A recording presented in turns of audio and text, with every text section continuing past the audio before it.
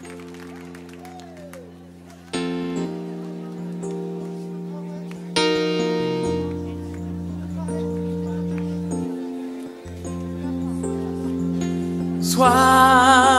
glorifié,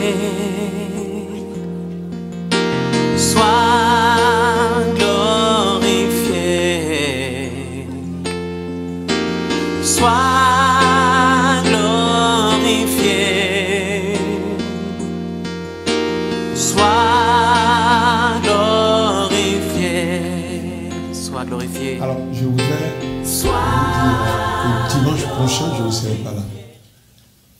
Je suis tellement jaloux de cette œuvre-là que je refuse toutes les invitations. Parce que quand une œuvre est naissante, c'est bien d'être là, de veiller. Et vous voyez que depuis 6 ans, je n'ai pas voyagé, je n'ai rien fait, je suis là. Tous les dimanches, je suis là.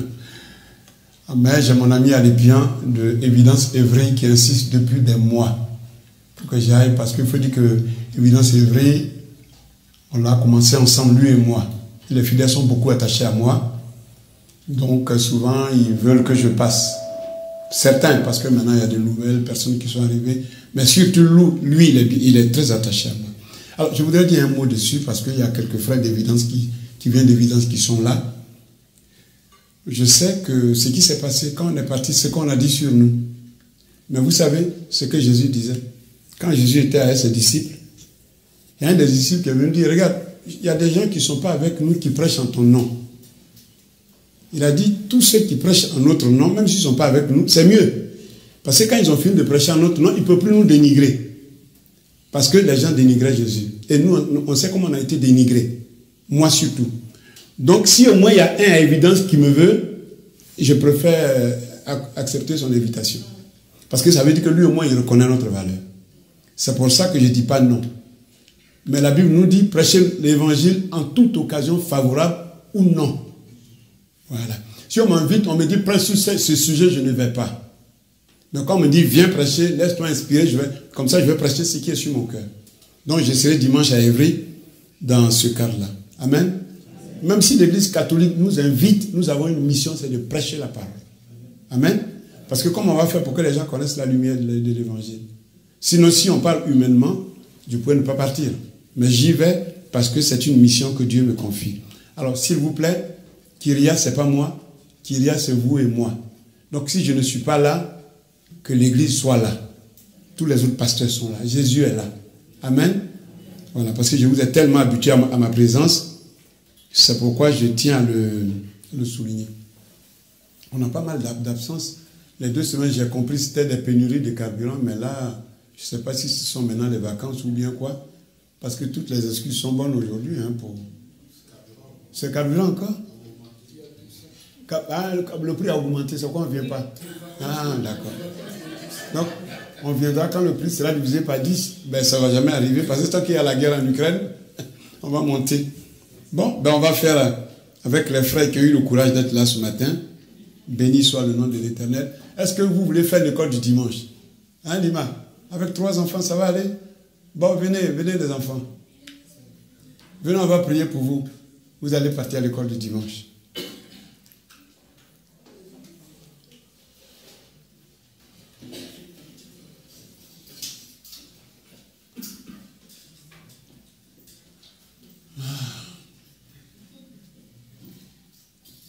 Là, c'est lui qui n'a pas pris ta leçon, quoi. Parce que tu traînes les pieds, tu ne viens pas comme d'habitude. Hein. Ça m'inquiète. Lima va te punir. Hein. Allez, on va prier. Seigneur, merci de bénir nos enfants et de bénir la sœur Lima et la sœur Sharon qui s'en occupent. Que ta grâce repose sur elles. Donne-leur ton esprit pour que par elles, nos enfants soient éduqués, qu'ils puissent être imprégnés de la parole, pour pas qu'ils soient cités parmi les délinquants issus de l'immigration, mais plutôt des enfants modèles qui aient réussi émanant de l'immigration. Que ta grâce repose sur eux, partout où ils vont, à l'école, au sport, partout qu'ils soient des modèles. Et que ton sang les couvre, au point que toute âme forgée contre eux soit sans effet, au nom de Jésus. Amen. Amen. On va passer à la parole, si vous le permettez.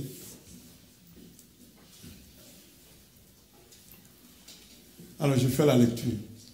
Matthieu 17, 14 à 21.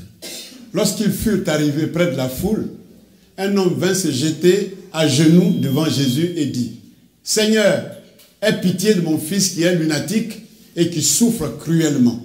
Il tombe souvent dans le feu et dans l'eau. Je l'ai amené à tes disciples et ils n'ont pas pu le guérir. Race incrédule et perverse. » Répondit Jésus. « Jusqu'à quand serai-je avec vous? Jusqu'à quand vous supporterai-je? Amenez-le-moi ici. » Verset 18. Jésus parla sévèrement au démon qui sortit de lui et l'enfant fut guéri à l'heure même. Alors les disciples s'approchèrent de Jésus et lui dirent en particulier, pourquoi n'avons-nous pas chassé ce démon? Verset 20. C'est à cause de votre incrédulité, leur dit Jésus. Je vous le dis en vérité, si vous aviez de la foi comme un grain de sénévé, vous diriez à cette montagne, transporte-toi d'ici, là, et elle se transporterait. Rien ne vous serait impossible. Mais cette sorte de démon ne sort que par le jeûne et par la prière.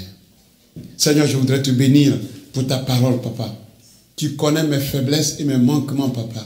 Je ne suis même pas digne de me tenir devant toi, mais je suis là par ta grâce. Alors, Seigneur, comble toutes mes défaillances avec ton esprit pour que je sois un instrument utile entre tes mains pour mes frères et pour moi-même, parce que nous avons besoin de ta parole pour continuer de croître dans tes voies. Merci, Père, parce que tout esprit malin qui voudrait l'arracher comme c'est dans ses habitudes, dans leurs habitudes, ces esprits, Seigneur, qu'ils soient liés dans les lieux arides au nom de Jésus. Amen. Amen. Allez, je donne un titre comme j'en ai l'habitude. Donc, des armes hyper puissantes. Alors, nous allons commencer en introduction par ceci, la transfiguration qui nous donne ce verset-là.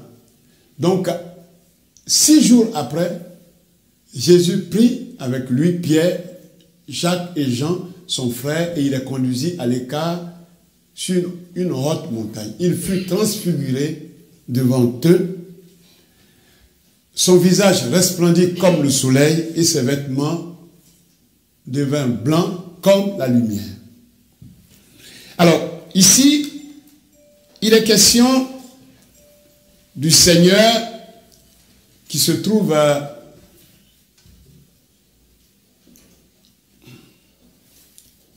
les questions du Seigneur, donc, qui savait que ses jours s'approchaient pour partir, que les jours de sa profonde humiliation, de ses souffrances terribles, il sentait cela s'approcher. Alors, il se rendit au sommet de cette montagne, là où il va être transfiguré, et c'est certainement l'Hermon. Bon, c'est une montagne qui est haute de 2800 mètres carrés, à peu près 2800 mètres, ça dit 2 km 800, et qui est située au-delà du Jourdain, dans la tribu d'Issachar.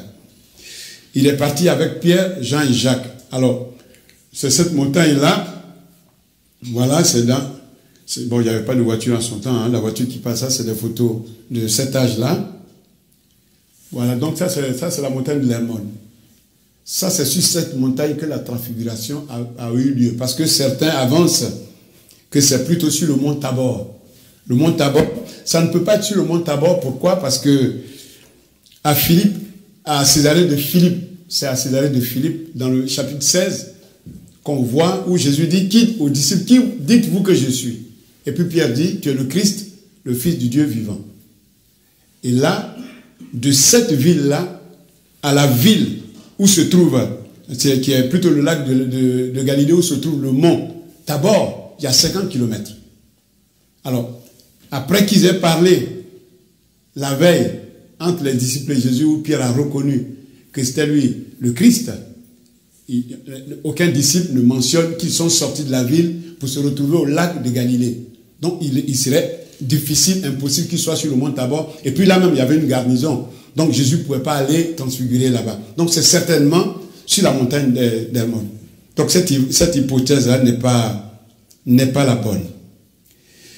Donc, les trois évangiles, donc voilà, c'est ça, ce discours, c'est celle-là. Excusez-moi, je reprenais. Donc, en effet, 6 jours auparavant, Christ avait annoncé aux disciples ses souffrances à venir, suivies d'un abaissement total dans ce passage ici. Bon, donc, voici la montagne de Tabor, c'est pas celle-là.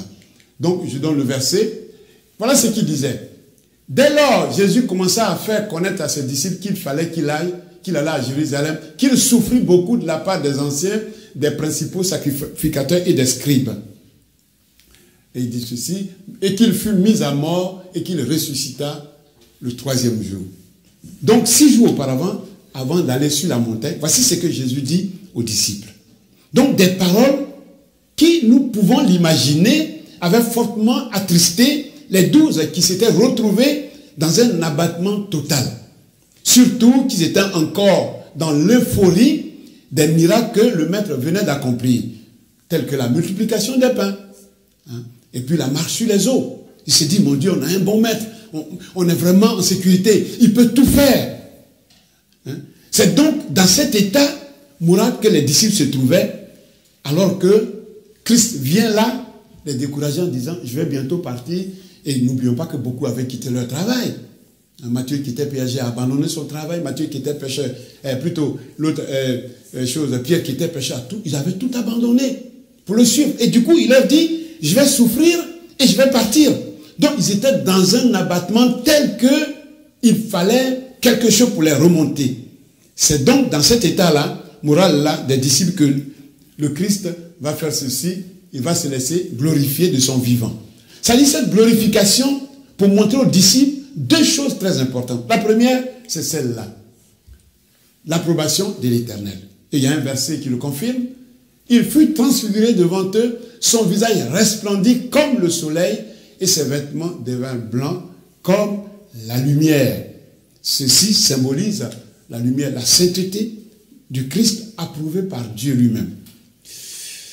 Alors, une transformation à laquelle Christ nous appelle tous, mes bien-aimés, on ne sera jamais blanc comme il a été, mais spirituellement qu'on le devienne, sur le plan moral, par notre régénération graduelle à laquelle nous sommes appelés dans ce verset de Corinthiens qui dit, nous tous qui, le visage découvert, contemplons comme dans un miroir la gloire du Seigneur, nous sommes transformés en la même image de gloire en gloire, comme par le Seigneur l'Esprit. Donc nous sommes appelés, chacun pour sa part, à faire les efforts. C'est vrai qu'on ne peut pas devenir pur tout d'un coup, mais c'est une autre purification est graduelle, c'est-à-dire on doit grandir petit à petit au fur et à mesure que nous avançons dans la vie chrétienne. Ça, c'est la première chose que Jésus voulait faire comprendre. Mais Jésus voulait faire comprendre ça aussi. Jésus, l'accomplissement des promesses. C'est ce que Dieu plutôt voulait faire comprendre. Et voici le verset qui le dit. Moïse et Élie leur apparurent, s'entretenant avec lui. Là, quand Jésus, la lumière est descendue, que Jésus est devenu blanc comme de la neige, Pierre regardait, et là on voit Moïse qui descend, on voit Élie qui descend, ils les reconnaissent de façon distincte. Alors, c'est ça le second élément. Ça dit, c'est l'apparition miraculeuse de ces deux-là.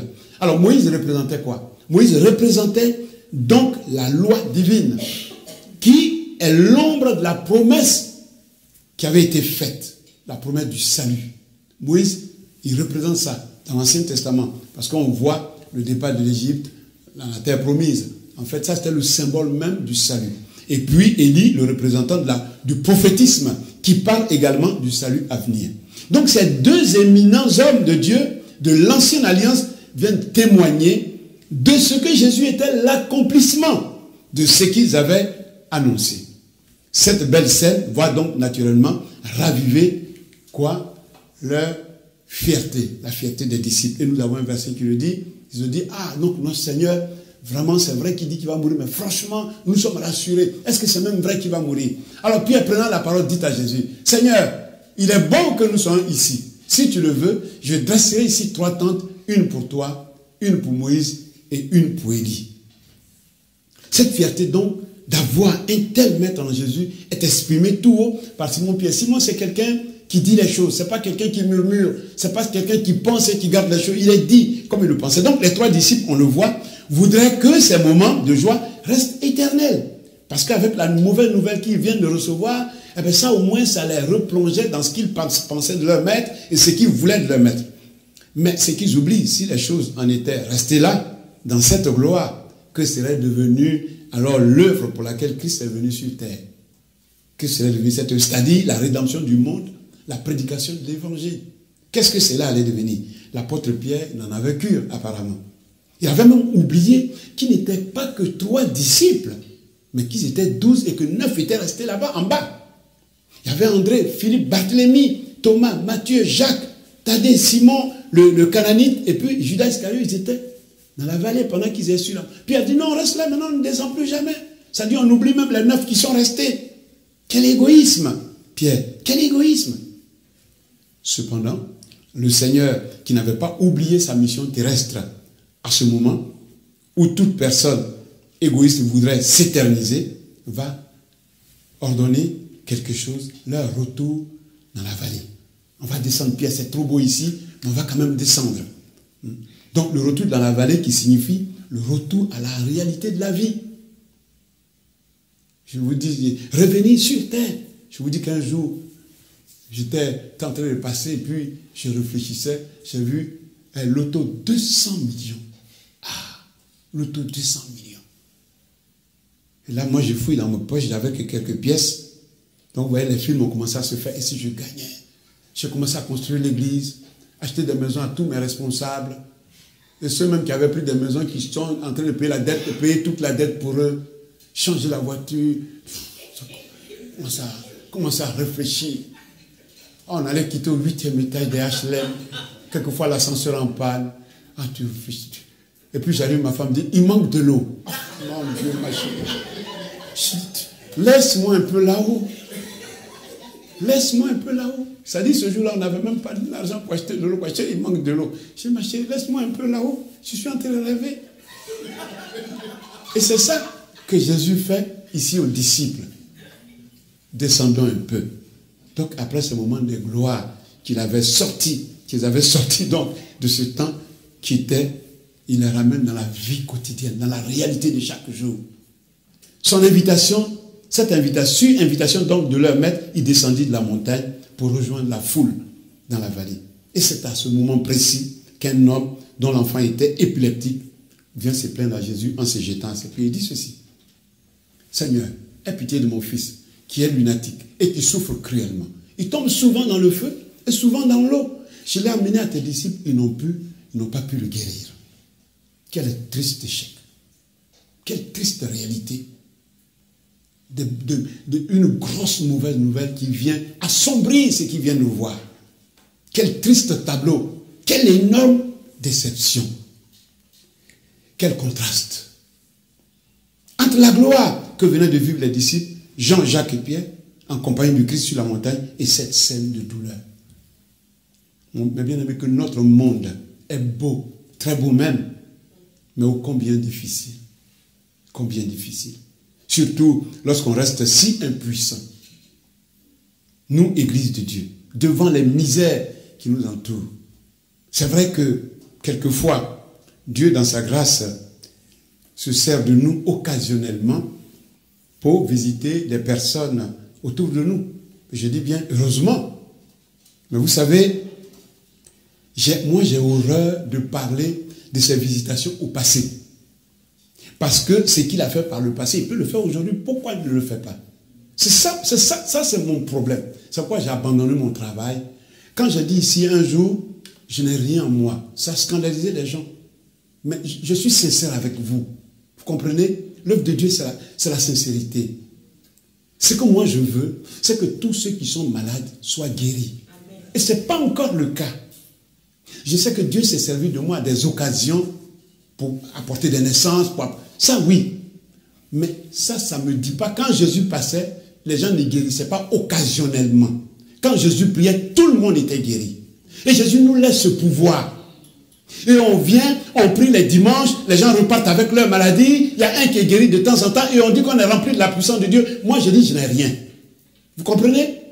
C'est ça que j'appelle. Normalement, en tant que serviteur, la Bible dit, voici les miracles qui accompagneront ceux qui auront cru. En mon nom, ils chasseront les démons. Ils saisiront de ses pas. Ils n'ont pas dit de temps en temps. C'est pourquoi je vous ai dit un dimanche, je n'ai rien en moi. Et pour ça, j'ai abandonné mon travail pour avoir du temps pour la consécration. Parce que si c'est pour faire comme les autres églises, ça ne sert à rien qu'on existe. Ça c'est ma conception de l'œuvre de Dieu. J'ai tellement mal quand je vois les enfants de Dieu qui viennent, qui donnent leurs offrandes, qui donnent l'argent et qui repartent avec leur maladie, qui repartent avec leur fardeau, qui repartent avec leurs soucis. J'ai beaucoup mal. C'est pourquoi un jour j'ai dit, je ne travaille plus, je vais me consacrer à l'œuvre de Dieu, quitte même à ne pas avoir de salaire. Vous comprenez? Donc le Dieu qui a guéri, moi j'ai prié pour les gens qui ont eu des bénédictions, mais au lieu de parler de ceux-là, je veux le faire maintenant, pour que ceux qui sont là soient guéris. Et c'est ça qui me trouble, ce n'est pas ce qui est passé. C'est pourquoi je vous ai dit, il n'y a rien en moi. Quand il y aura un jour la puissance de Dieu en moi, vous le verrez. Je n'ai pas besoin de témoigner que j'étais en Italie, j'ai prié pour telle personne. Vous le verrez ici. Et là, la place manquera parce que les gens vont s'aligner pour venir prendre la guérison. Tant qu'on n'a pas atteint ça, il n'y a rien en moi. Vous comprenez ce que je dis? Alors vous qui avez été choqués, je vous éclaire sur ce que j'avais dit ce jour-là. Je ne me suis pas trompé dans mes paroles.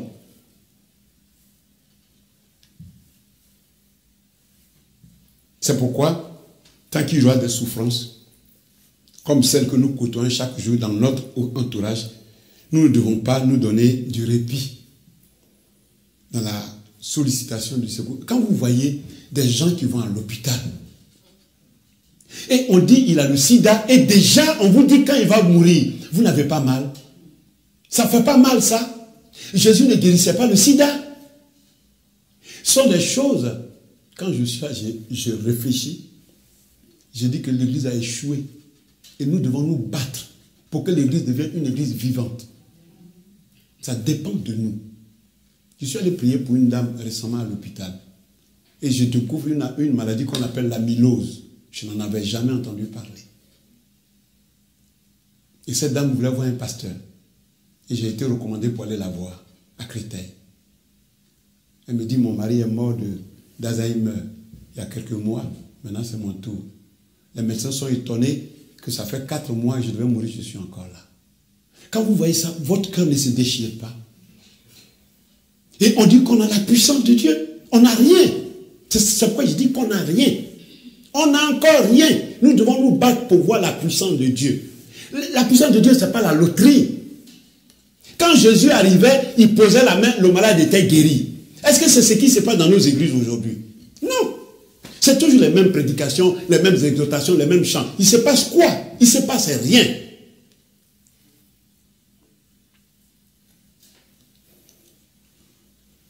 C'est pourquoi Jésus nous réprimande ce matin comme il a fait avec ses disciples. Race incrédule et perverse. Jusqu'à quand serai-je avec vous? Jusqu'à quand vous supporterai-je? En fait, la mission que je vous ai laissée, vous l'avez laissée où? Pourquoi quelqu'un ne peut même pas guérir d'un mal de tête dans vos églises? On ne parle pas des paralytiques, des aveugles, des stériles. On ne parle même pas, c'est trop élevé pour nous ça. Quand c'est comme ça, l'église a échoué. Moi je m'en fous s'il y a 60 personnes ou 100 personnes ici, c'est pas ça qui m'importe. Parce que s'il y a la puissance de Dieu ici, on n'a même pas besoin d'aller inviter les gens. On n'a pas besoin. La personne qui vient, qui est guérie, elle va ramener sa famille. Quand un paralytique rentre ici, et qu'il rentre à la maison, il est en train de marcher correctement, vous croyez qu'on va inviter ses parents de venir? Il viendrait tout seul. Quand quelqu'un est en train de mourir du cancer, qu'on appelle aujourd'hui des maladies incurables, c'est-à-dire le monde a classé les maladies, celles qui sont curables et celles qui ne le sont pas. Et nous on dit Amen. Et quand on voit ça, nous disons que nous sommes dans une église, nous sommes dans des associations quelconques. Et c'est ça, moi, mon souci. C'est ça mon souci. Et la solution, elle est seule. C'est Jésus qui est la solution. Et il dit ceci, Jésus dit, amenez-le-moi. Le gars dit, j'envoie mon fils, et regarde, tes disciples, mais tu t'es où, Seigneur? Mais ceux-là, ils travaillent avec toi, non? Tu dis, oui, mais ça, c'est pas Pierre, tout ça, c'est pas ceux-là, ils travaillent avec toi, oui. Mais j'envoie mon enfant, non? Mais d'habitude, quand toi tu pries, les gens sont guéris, non? Mais regardez ceux-là, ils n'ont rien fait. Mais c'est ce que Jésus nous dirait de nous aujourd'hui. Et ils se disent disciples du Seigneur, mais il n'y a même pas un mal de tête qui s'est guéri dans leur église. Et Jésus dit, amenez-le-moi. Jésus parla sévèrement aux démons. Il a parlé. Il n'a pas prié 50 minutes. Qui sortit de lui et l'enfant fut guéri à l'heure même. Quand on voit ça là, et on dit, Jésus est le même hier, aujourd'hui et éternellement. On dit, le Dieu est le même hier, éternellement, mais il n'a pas changé. Pourquoi ça n'arrive plus chez nous? Alors Dieu, non, c'était au temps des apôtres. Non, non, nous sommes simplement des fainéants. On ne cherche pas Dieu suffisamment. C'est tout. Parce que Dieu n'a pas changé. On ne peut pas dire que Dieu n'a pas changé. Après, on dit les guérisons, c'est le temps des apôtres. Donc, à la grande stupéfaction des disciples, le démon sortit de l'enfant, sur ordre du Seigneur, en quelques mots. Quelle puissance, notre Seigneur. Quelle autorité. Donc, lorsque nous lisons toutes ces histoires formidables de guérison dans la Bible, nous sommes tentés d'agir comme l'apôtre Pierre.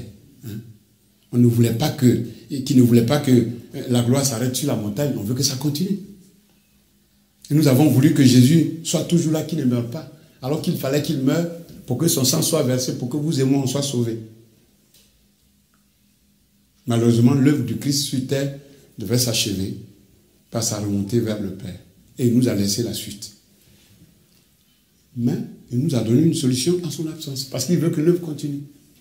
Des solutions en son absence. Donc, devant ce triste constat, donc Jésus se montre plus explicite quant aux moyens qu'il nous laisse. Il dit, le disciple dit, mais pourquoi on n'a pas guéri l'enfant? Il dit, c'est à cause de votre incrédulité. Je vous le dis en vérité, si vous aviez de la foi, comme un grain de sénévé, vous diriez à cette montagne, transporte-toi d'ici là, et elle se transporterait. Rien ne vous serait impossible. Et il continue, mais cette sorte de démon ne sort que par le jeûne et par la prière. Ça, c'est la parole de Dieu, hein? Ça, je n'ai pas inventé. Alors, je voudrais qu'on parle un peu des armes que le Seigneur met à notre disposition en son absence, puisqu'il est parti, pour qu'en son absence, l'œuvre de Dieu puisse continuer. Ce qui veut dire que cette sorte de possession, ici, qu'il vient de voir avec l'enfant, se guérit par le jeûne et par la prière. Ce qui veut dire que ce genre de lien ne se conçut que par le jeûne et la prière. Ce qui veut dire que ce genre de faiblesse, il faut le jeûne et la prière. Jeûne et la prière qui doivent être précédés par la foi. Alors je veux qu'on parle de la foi. Parce qu'il a dit, il a commencé par dire, si vous avez la foi comme un grain de sénévé, vous direz à cette montagne, transporte-toi d'ici et là, elle se transporterait. C'est quand même fort ce que Jésus dit. Si vous aviez la foi comme un grain de sénévé, vous direz à cette montagne, transporte-toi d'ici et là, elle se transporterait. Et il dit que rien ne vous serait impossible. Ça dit toutes les difficultés devant lesquelles nous piquons du nez, ne nous seraient plus impossibles. Moi, je suis allé à l'hôpital, je regardais cette dame. Je dis, Seigneur, pourquoi? Pourquoi nous sommes si impuissants? Si je prie pour cette femme qu'elle est guérie, les médecins vont se convertir. Sa fille même qui dit qu'elle ne croit pas en Dieu va se convertir. Mais pourquoi nous sommes si impuissants, Seigneur? Je pleurais au-dedans de moi. J'ai dit, au lieu de faire des prospectus, voici un moyen d'évangélisation qui est devant moi. J'impose les mains à la femme, elle se lève, elle vient au culte le dimanche avec moi. Vous croyez que ces enfants ne vont pas suivre? Pourquoi nous sommes si impuissants? C'est pour ça que j'ai dit qu'il n'y a rien en moi. Parce que cette femme-là, j'ai prié pour elle et on ne m'a pas dit qu'elle est guérie. C'est vrai qu'on ne m'a pas rappelé pour me dire qu'elle n'est plus décédée. J'ai écrit à la fille, elle ne m'a jamais répondu. Mais c'est des choses qui vous attristent. Je vous dis que je suis un sous-préfet. Je ne suis pas un serviteur de Dieu. C'est beau de porter le grand titre de pasteur. Mais qu'est-ce qui se dégage de nous? Est-ce que les gens sont guéris? Il y a des femmes qui viennent dans nos églises ici, qui croupissent dans le célibat forcé et qui meurent du célibat. On ne peut même pas prier pour une femme pour qu'elle trouve un mari. Nous sommes pasteurs, c'est bien, c'est un beau titre.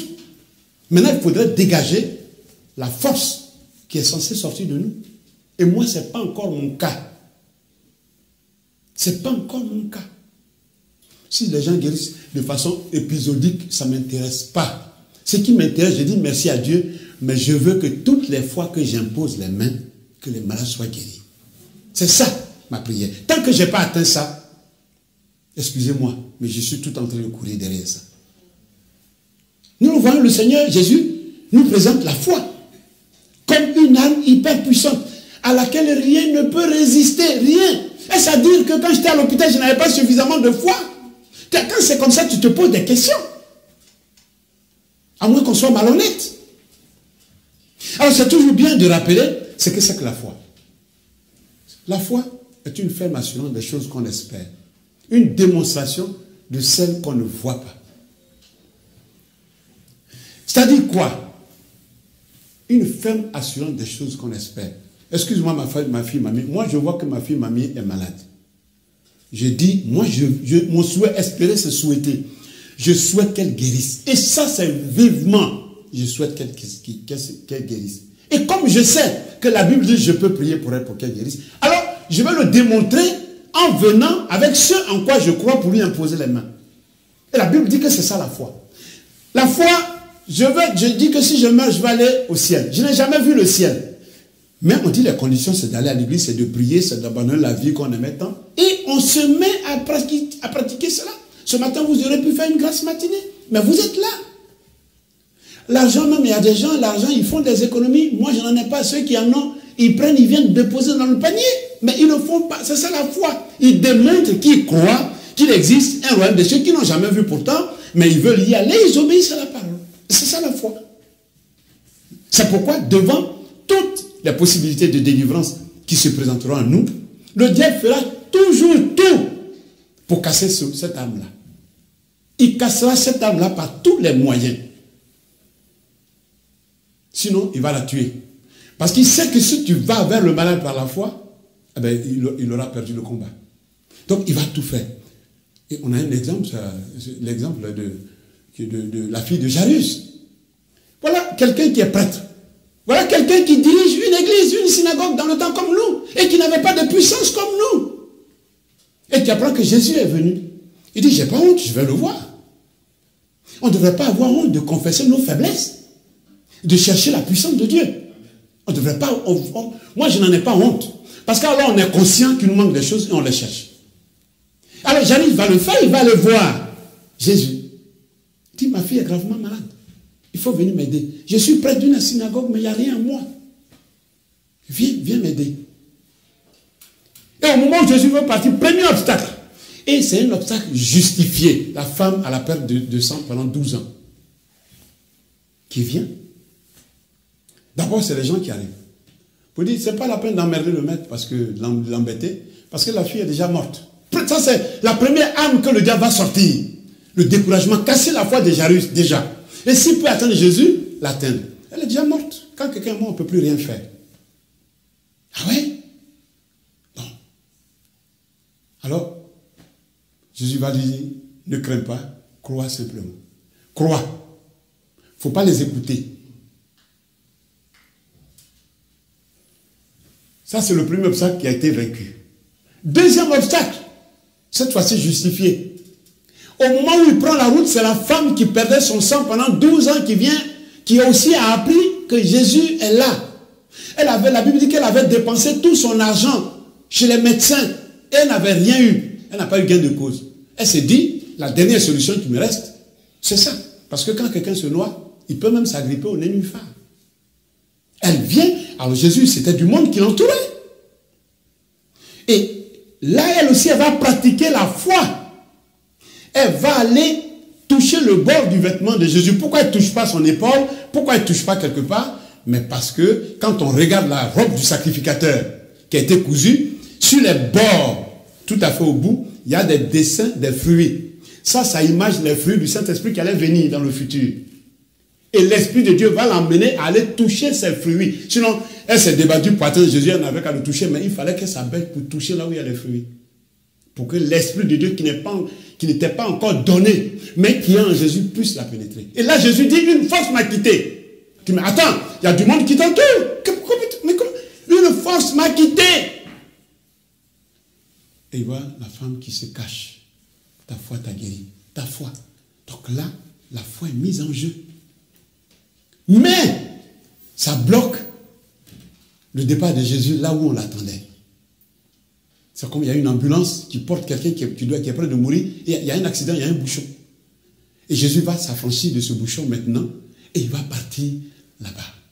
Mais quand il va arriver là-bas, qu'est-ce qu'il va se faire? Il va pratiquer, il va vérifier dans le cœur de ses disciples quels sont ceux qui avaient la foi. Il va faire une sélection. Je ne prends pas tout le monde. Parce que quand les gens ils vont voir le corps de l'enfant, ils vont dire, mais le maître il est venu pour rien. Et ça peut impacter. Alors que c'est Jésus qui est la puissance qui est là. Mais la foi de l'autre peut impacter ce qu'il va faire. Il va les laisser dehors. Il va prendre Pierre, Jean et Jacques, parce que lui, il disait dans les cœurs, il savait que les trois là avaient suffisamment de foi pour que l'enfant puisse guérir. Ça, c'est le troisième obstacle qui vient de venir. Quatrième obstacle. Les gens étaient dans la chambre, ils pleuraient, ils se lamentaient, ils faisaient déjà les funérailles. Quand Jésus vient, qu'est-ce qu'il fait? Il les fait tous sortir. Il ne laisse que le père et la mère.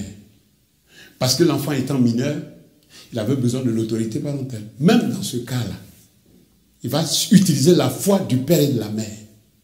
Il va dire Talita Koumil. Talita Koumil qui veut dire enfant, lève-toi. Et la Bible dit que la fille s'est levée.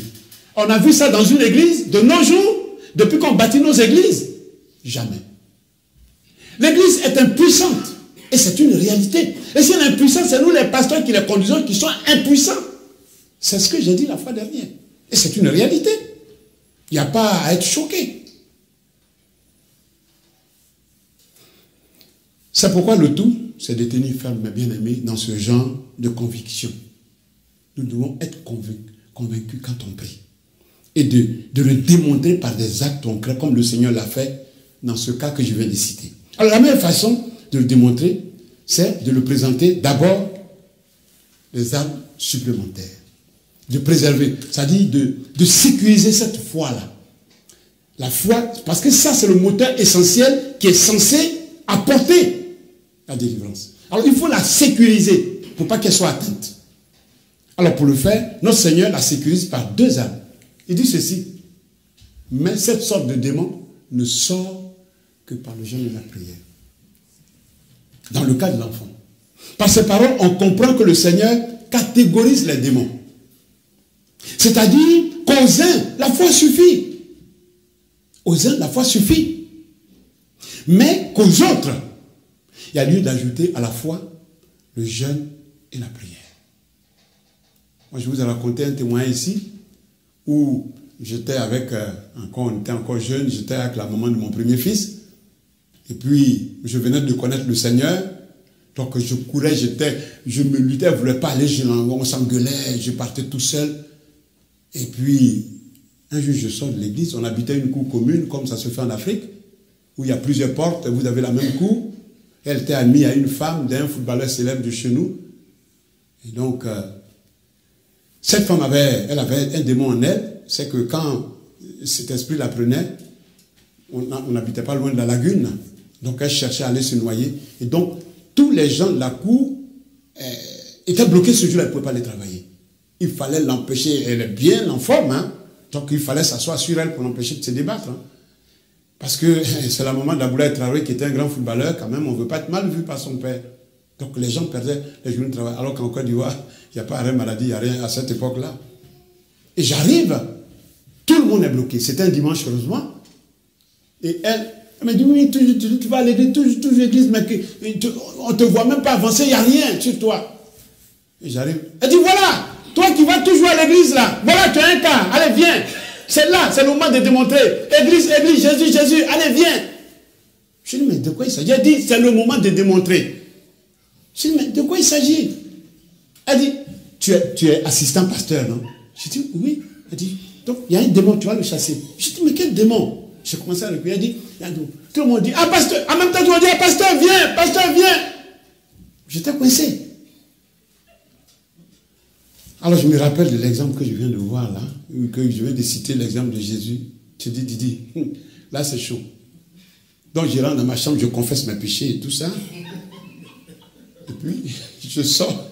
Parce que le pasteur a dit, quand on n'est pas prêt, quand on prie, on chasse les démons, ils peuvent nous attaquer. Donc là j'ai dit, Didi, ça c'est le jour aujourd'hui. Donc là, c'est le moment de démontrer. Mais vous savez, Dieu, c'est là où il est bon. Quand on est coincé comme ça, il nous décoince. Alors, je confesse mes péchés. Elle dit, mais tu es où? Mais on t'attend, viens. Qu'est-ce que tu fais dans la chambre? Tu as peur? Alors, je sors, je gonflais la poitrine, tout le monde m'attendait. Pasteur, j'ai dit, il va partir ce démon. Mais mon cœur battait dans le fond. Je vous l'avoue à vous. Et je suis arrivé. Je dis, allez, vous sortez. sortez, allez tout le monde dehors. Ils avaient mis, je ne sais pas quoi, un truc qui fumait. J'ai dit, allez, éteignez-moi tout ça, ça n'a rien fait, allez. Au nom de Jésus. Là, j'ai dit, vous quittez sur elle, ce n'est pas la peine de vous asseoir sur elle. Jésus va la maîtriser. Et elle s'est calmée. Elle s'est retournée, son pasteur a dit, elle dit, donnez-moi à boire. Pasteur! Oh, bravo, pasteur! Bravo! Je suis sorti, j'ai dit, alors, le démon est parti, non? Elle dit, donc ton histoire, c'est sérieux. Alors, j'ai dit, alors, je t'ai dit que c'est sérieux. Donc, il y a des cas comme ça où Dieu peut nous aider sans qu'on ait besoin de faire quoi que ce soit. Vous croyez que devant cette situation, je vais dire à la personne, attendez-moi, je vais me retirer, je vais aller gêner, prier, puis je vais revenir. On dit, il faut agir. Et dans cette situation, Dieu nous aidera toujours. Pourvu qu'on ait la foi. Dieu nous aidera toujours. Mais, quelqu'un est dans l'église. La personne a un problème, elle est venue te voir. Elle t'a dit, j'ai une telle situation. Toi, le pasteur, tu pries pour savoir un peu de quoi il s'agit. Et tu es convaincu qu'il s'agit d'un mauvais esprit. Tu peux prier comme ça par la foi, ça peut marcher. Parce que la Bible dit, il suffit d'avoir la foi. Quand tu as la foi, tu peux prier, la personne peut guérir, il n'y a aucun souci à cela. Si tu n'as pas d'indication particulière, tu peux le faire. Et la personne va guérir. Parce que la Bible nous donne en ce moment de prier. Et donc, première âme qui nous donne la prière. La prière. Et là, c'est marqué. On a eu un cas comme ça en Israël, où on a dit à Josaphat, au roi Josaphat, il y a des gens qui viennent t'attaquer. Ils sont nombreux. Il dit, mais je n'ai provoqué personne. Il dit, il y a des gens qui viennent. Alors, Josaphat va prier. Il a jeûné avant, mais on va parler du jeûne. Il dit, éternel Dieu de nos pères, n'es-tu pas Dieu dans les cieux? Et n'est-ce pas toi qui domines sur tous les royaumes des nations? N'est-ce pas toi qui as en main la force et la puissance et à qui nul ne peut résister? Et il continue, il dit ceci, n'est-ce pas toi, ô notre Dieu, qui a chassé les... Vous voyez, dans sa prière, vous voyez un peu, il y a la reconnaissance de ce que Dieu a fait par le passé. Et c'est après avoir reconnu ce que Dieu est capable de faire qu'il va présenter sa doléance. Alors dit, n'est-ce pas toi, notre Dieu, qui a chassé les habitants de ce pays devant ton peuple d'Israël et qui l'a donné pour toujours à la postérité d'Abraham qui t'aimait? Oh notre Dieu, n'exerceras-tu pas tes jugements sur eux? Car nous sommes sans force devant cette multitude nombreuse qui s'avance contre nous et nous ne savons que faire. Maintenant, il présente son problème. Après avoir honoré Dieu, après avoir reconnu ce que Dieu peut faire, Josaphat présente son problème. C'est ça la prière. Il ne faut pas se lever comme ça pour dire Dieu donne-moi. Reconnais d'abord ce qu'il a fait dans ta vie avec beaucoup d'humilité. Il faut qu'on sente la révérence dans ta prière. Que celui à qui tu parles, tu as du respect pour lui. Que tu crois qu'il peut faire. C'est seulement après qu'on présente les choses. Donc, Dieu, la première arme qu'il nous donne, c'est notre foi. Je ne peux pas être à la gare je ne peux pas me trouver dans une gare, je vois quelqu'un qui a été tombé. Je dis, attends, moi je vais jeûner, je reviens. Mais je ne vais pas le retrouver là. Dans Dieu, là, il faut manifester la foi. La foi au-dessus de tout. La foi est au-dessus de tout. La Bible dit que si on a la foi, on peut transporter des montagnes. Vous imaginez une montagne qui est enterrée. Dieu il va dans la montagne, se soulève, elle s'en va. Et on ne pourrait pas prier pour un malade. Donc la foi, c'est l'élément fondamental pour prier pour les malades. Si on l'a, il n'y a pas de problème. On peut tout faire. Seulement, il y a des cas comme celui que l'enfant vient d'avoir, qui va être un problème. Où Jésus nous alerte. La foi est suffisante. Mais il dit attention aux disciples. Parce que les disciples sont étonnés qu'ils aient manifesté la foi, puis il n'y a rien eu. C'est là qu'il va dire attention. Les démons ont des catégories. Celle-là, la foi, il faut à la foi, il faut ajouter le jeûne et la prière. C'est ce qu'il dit ici. Le jeûne, je dépasse cet autre passage dont j'ai déjà parlé à peu près. Voilà. Il faut ajouter le jeûne. Et il dit ceci. Il faut ajouter le jeûne et la prière. Alors, c'est quoi le jeûne? Et j'explique un peu comment on jeûne. On le sait, mais c'est toujours bien de rappeler. Lorsque vous jeûnez, Ne prenez pas un air triste comme les hypocrites qui se rendent le visage tout défait pour montrer aux hommes qu'ils jeûnent. Je vous le dis en vérité, ils reçoivent leur récompense. Mais quand tu jeûnes, parfume ta tête et lave ton visage, afin de ne pas montrer aux hommes que tu jeûnes, mais à ton Père qui est dans le lieu secret, et ton Père qui le voit dans le secret, tu le rendras. C'est pourquoi moi je me cache pour jeûner. Je me cache vraiment. Si tu me découvres, je n'ai pas le choix. Mais ma femme doit être au courant, au moins de mon programme, parce que nous vivons ensemble, parce que quand tu prends ce moment de jeûne, ta femme peut avoir besoin de toi sur le plan sexuel, je le dis. Donc c'est bien que vous preniez toutes les dispositions pour pas que dans cette période, elle ait des tentations qui puissent la pousser à faire des erreurs. Donc ça, c'est des trucs que vous faisiez ensemble. Moi, je vais aller jeûner la semaine qui arrive. Ma chérie, si tu as des besoins, c'est le moment qu'on les satisfasse. Je pars après. Voilà. Ou bien, si c'est elle qui fait mon chéri, et je pars après. Il faut faire ça. Mais à part ça, et les enfants avec qui tu fais le devoir, c'est bien. Mais à part ça, moi, je ne veux même pas que quelqu'un de lui soit au courant. Non, moi, je ne veux pas. Parce que le jeûne, c'est une arme. C'est comme si tu vas attaquer l'ennemi et tu lui dis, j'arrive, j'ai un couteau en main, j'arrive. Il va prendre ses précautions. C'est notre secret, ça. Parce que le diable, tant que tu ne lui dis pas, il ne sait pas. Il ne sait pas. Tant que tu ne lui dis pas ce que tu vas faire, il ne sait pas.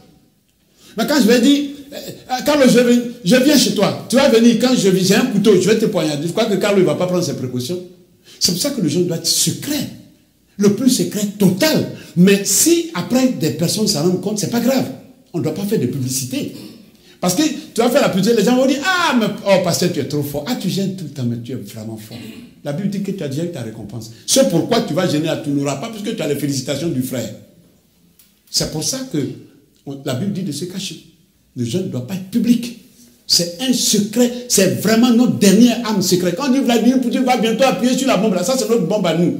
Âme chimique, c'est ça. Mais si tu n'as pas une grande maison où tu peux te cacher, que tu viens à l'église, bon, finalement, les frères finissent par découvrir que tu es caché ici, quoi. Donc ça, c'est autre chose.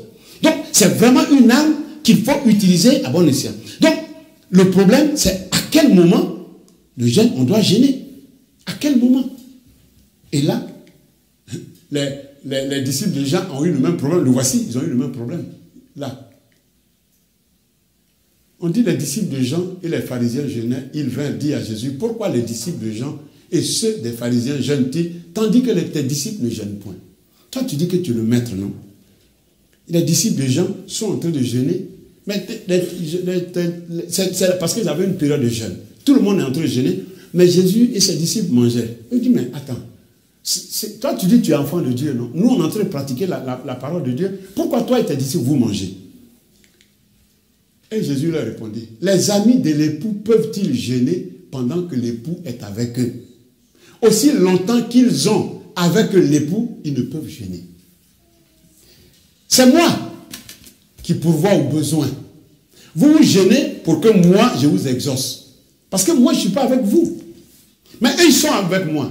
Attends, quand il y a eu le problème des gens affamés, est-ce que c'est eux? Ils ont dit, ils vont aller acheter du pain. J'ai dit, il a multiplié les pains, ils ont mangé. Quand il y avait la tempête sur l'eau, on était dans la même barque. Moi, je les ai secourus, mais ceux qui étaient de l'autre côté ont pu se noyer. Donc, s'ils sont avec moi, c'est moi l'époux. Quand vous priez là, c'est à moi vous demandez, vous dites Dieu, mais vous ne savez pas que c'est moi Dieu.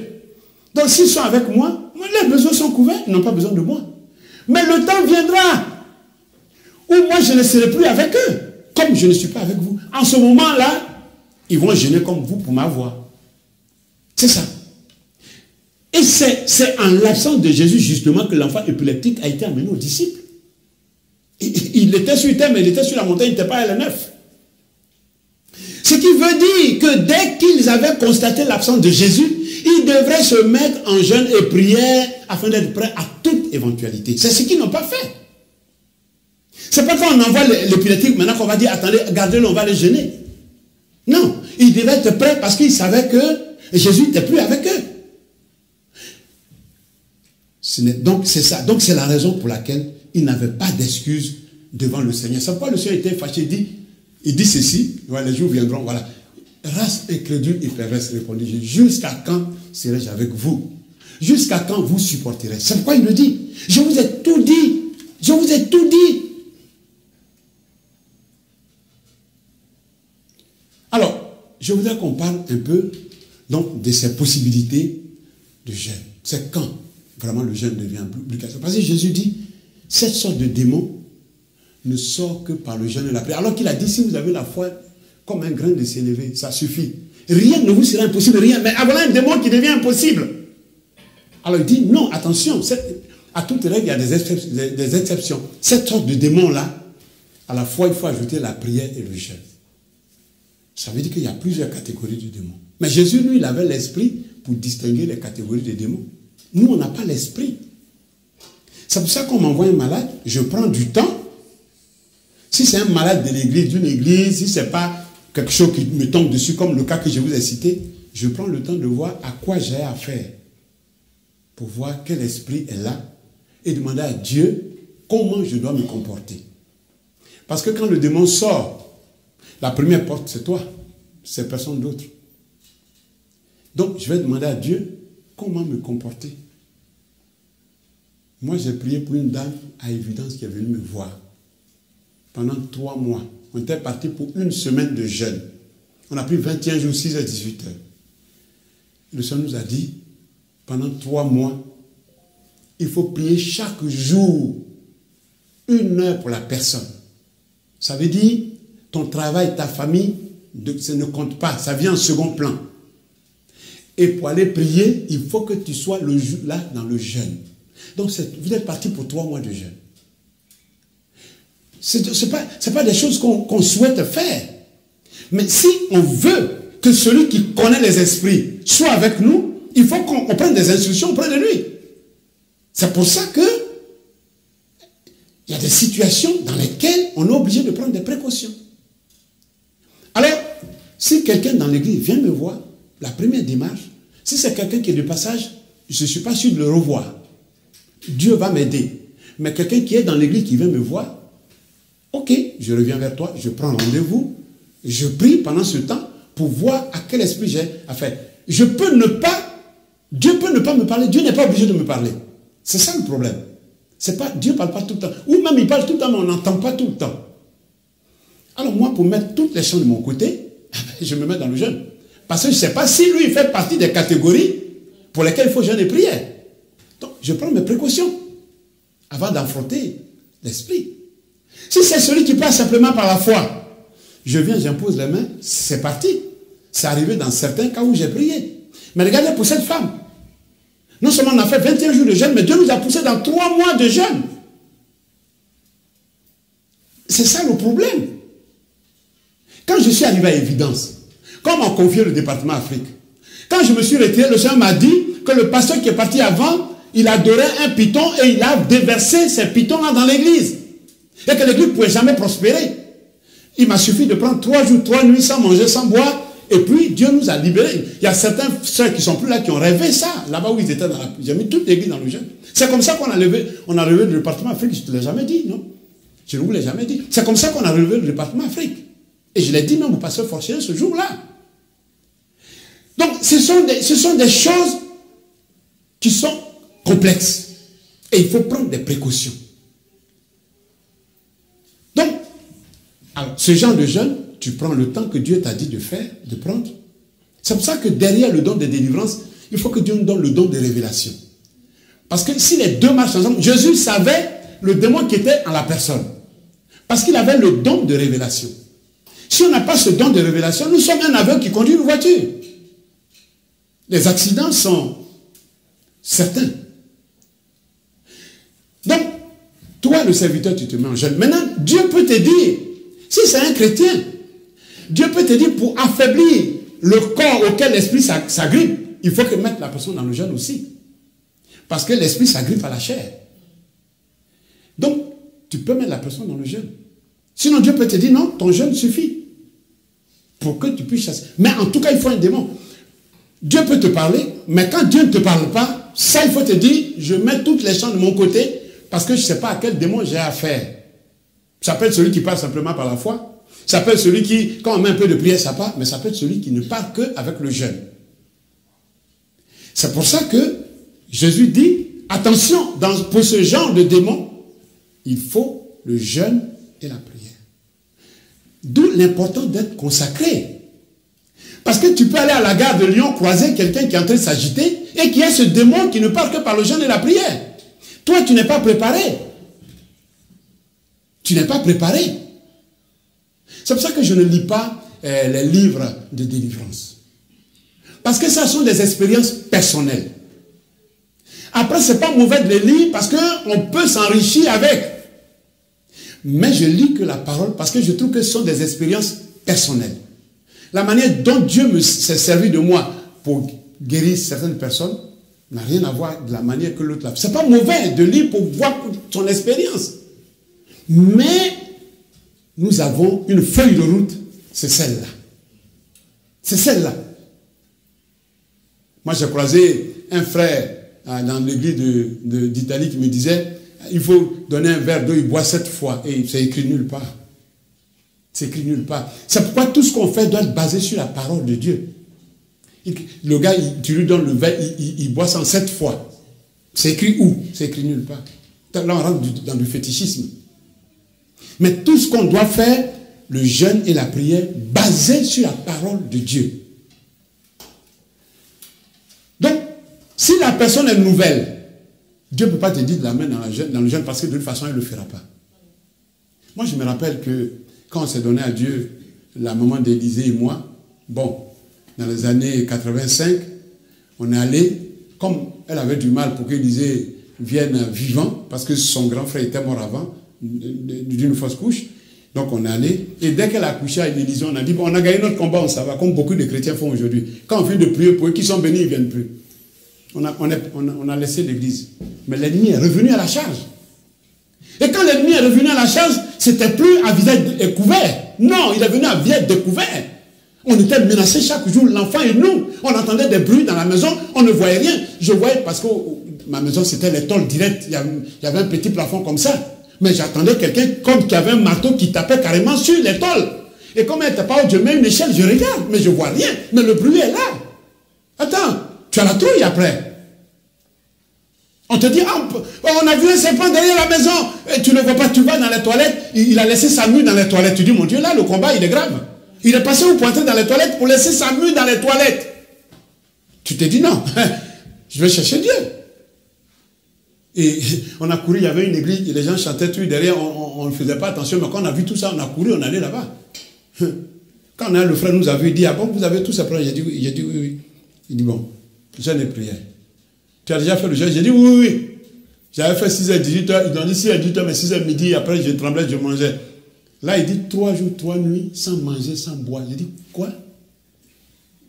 Je mets à 19h. Il dit 3 jours, 3 nuits. Ça dit si tu commences le mercredi à minuit, tu manges dimanche matin, tu bois dimanche matin, tu ne goûtes rien. J'ai dit c'est possible. Il dit tu vas voir que c'est possible. Tu veux guérir? Fais rentrer.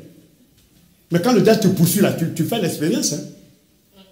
On a fait les 3 jours, 3 nuits sans manger, sans boire.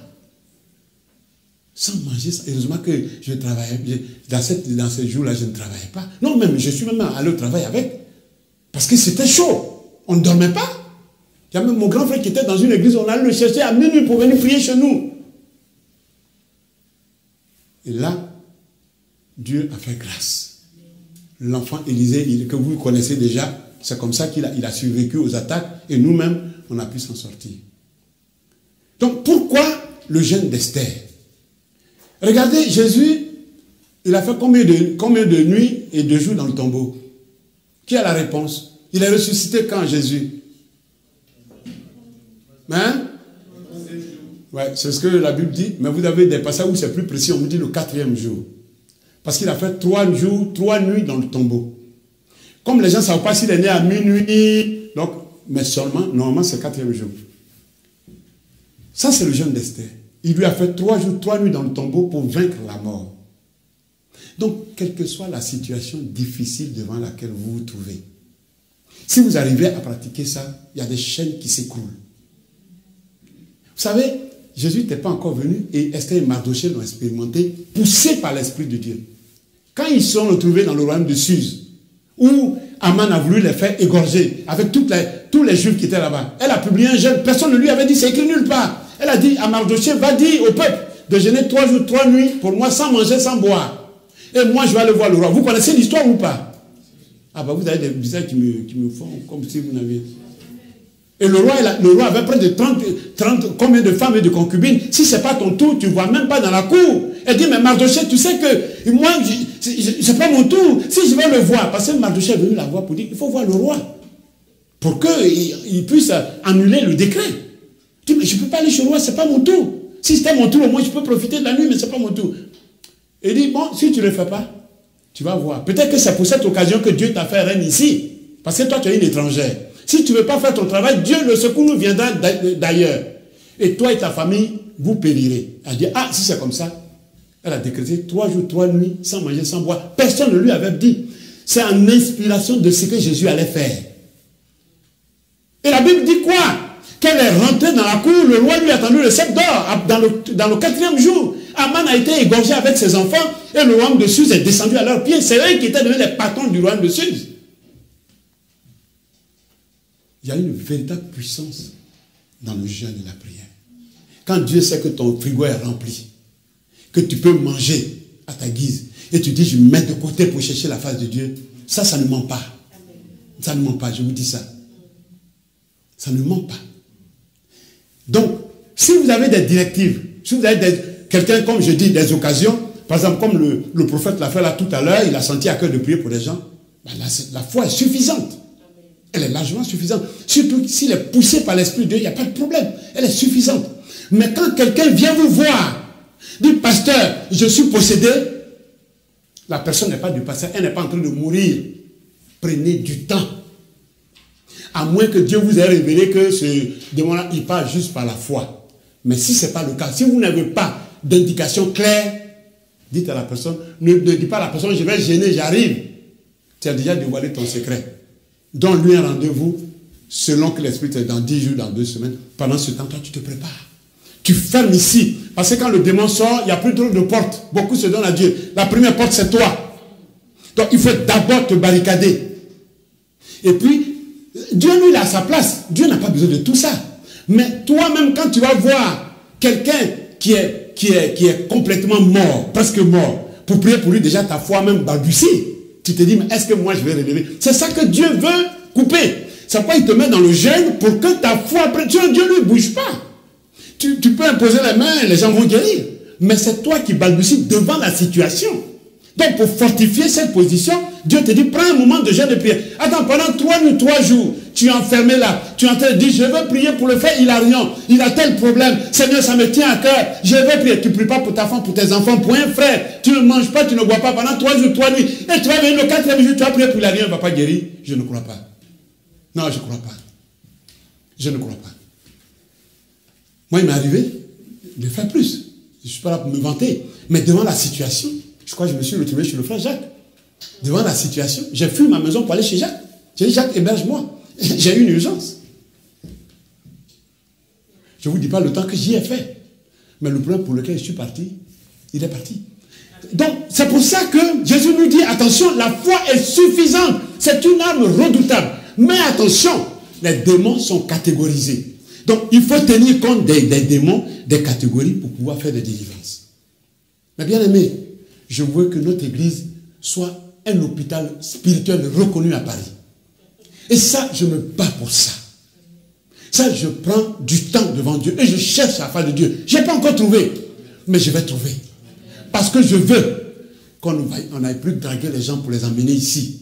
Je veux que les gens qui viennent ici par hasard, qu'ils trouvent la guérison. Si on trouve ça, les gens seront alignés pour entrer ici, on ne sera même plus ici.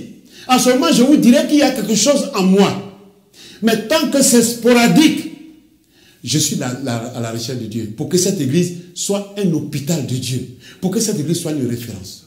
Que Dieu vous bénisse.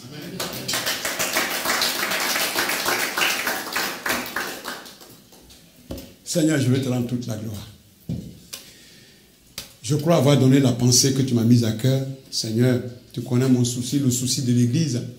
C'est que tes enfants, quand ils viennent ici devant toi, qu'ils repartent avec leur fardeau qui est déposé.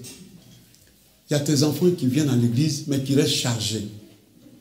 C'est comme quelqu'un qui monte dans une voiture et il a sa valise sur sa tête étant assis dans la voiture. C'est ce qu'on a aujourd'hui dans nos églises. Et ça m'attriste. Et je prie, Seigneur, pour que ta parole qui dit, venez à moi, vous qui êtes fatigués et chargés, pour que je vous donne du repos. Je veux que cela s'applique ici. Que tes enfants, quand ils entrent ici, toi qui vois les fardeaux sur les têtes, tu les décharges. Mais pour que cela soit, il faut que ta puissance soit dans cette église-là. Et c'est mon combat. C'est le combat de toute l'église. Pour que tu nous exauces. Nous ne voulons pas ta meilleure église. Ça m'importe peu. Mais ce que nous voulons, c'est que quand les enfants de Dieu viennent ici, que leurs problèmes soient résolus. Si ça peut prêcher comme les autres, retournons dans nos églises où on était avant. Parce que c'est la même chose. Et ça m'attriste. Alors Seigneur, fais grâce. Tu vois que souvent, on a les enfants à gérer, on a la famille à gérer, on a plein de choses à gérer. C'est pas facile. Mais nous voulons compter sur ta grâce. Je sais qu'il y a beaucoup qui sont là, qui essaient de trouver du temps. Mais avec le travail, si tout le monde se met en temps plein, si tout le monde ne travaille pas, comment nous allons payer les loyers, les factures? Donc il faut bien qu'il y ait des gens qui travaillent. Mais parmi ce temps, si tu leur donnes 10 minutes, permets-leur, donne-leur la possibilité de se consacrer à toi.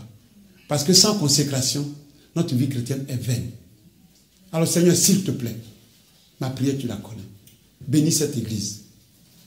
Quand tes enfants viennent, qui ne trouvent pas un pasteur, mais qui te trouvent toi, moi je vais être juste un instrument de tes mains. Et ça, c'est déjà beaucoup pour moi.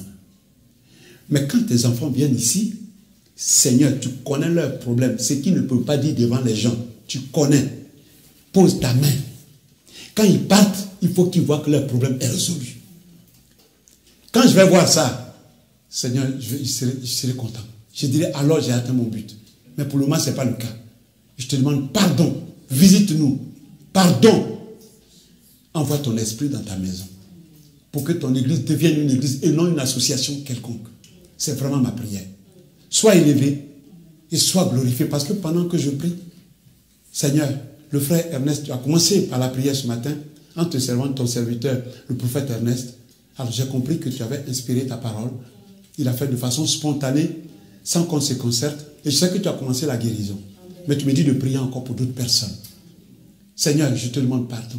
Pendant que nous avons les yeux fermés, tous ceux qui ont besoin de prière, je vous prie de vous tenir debout. On ne regarde pas autour de soi. On reste les yeux fermés. Et je vais prier encore une fois pour ceux qui le souhaitent. Pour que Dieu continue ce qu'il a commencé depuis ce matin. Père éternel, je te demande pardon.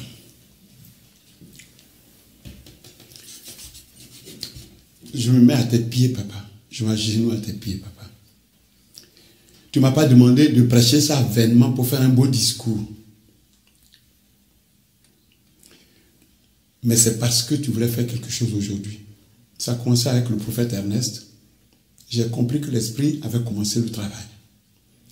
Mais Seigneur, achève-le s'il te plaît. Je te demande pardon.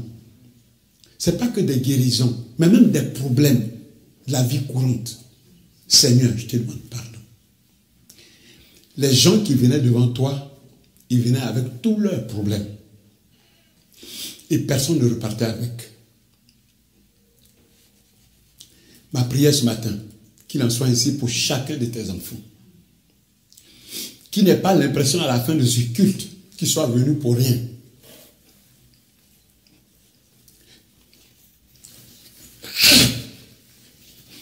Fais grâce, Seigneur.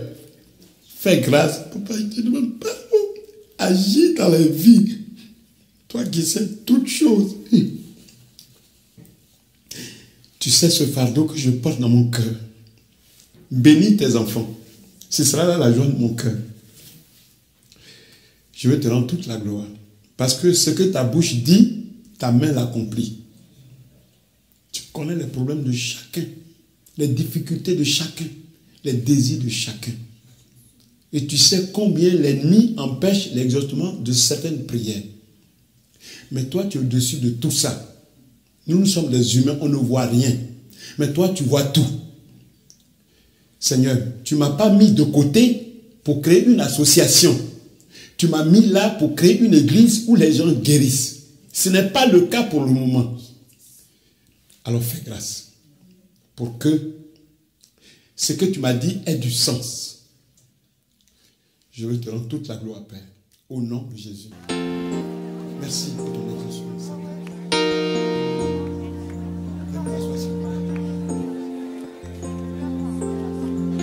Sois glorifié, sois glorifié,